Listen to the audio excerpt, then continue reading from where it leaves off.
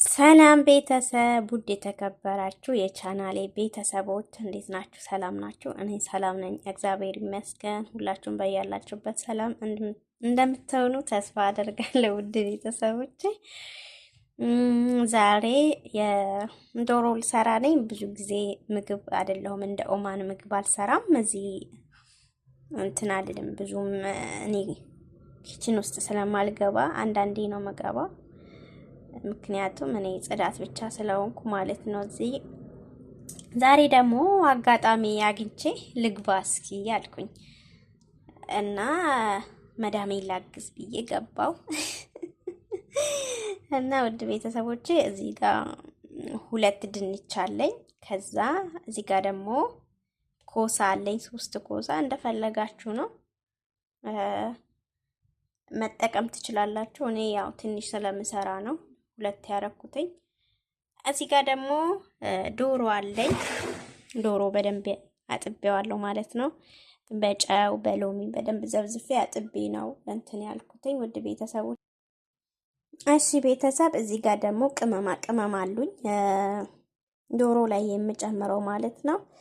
እሱም ምንድነው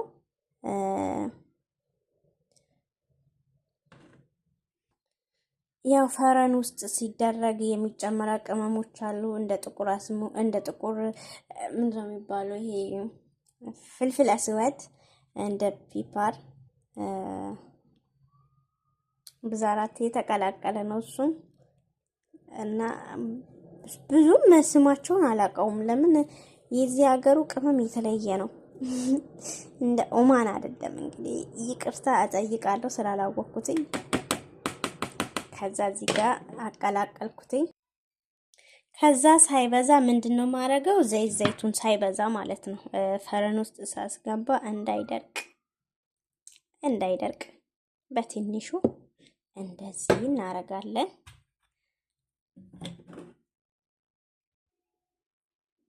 እሺ ውድ ቤተሰቦቼ በዚህ መልኩ ዶሮዬ ላይ ጨምሬያለሁ ማለት ነው። ድንች ኮሳ ጨመርኩትኝ። ከዛ አቀላቀልና ተመልሰን አብረን እንገናኛለን። ተከታተሉ። ደግሞ ምሳም ተጠርታችኋል ነው። ይሄው ውድ ቤተሰቦቼ በዚህ መልኩ እንትን ብያለሁ ማለት ነው። አያችሁት?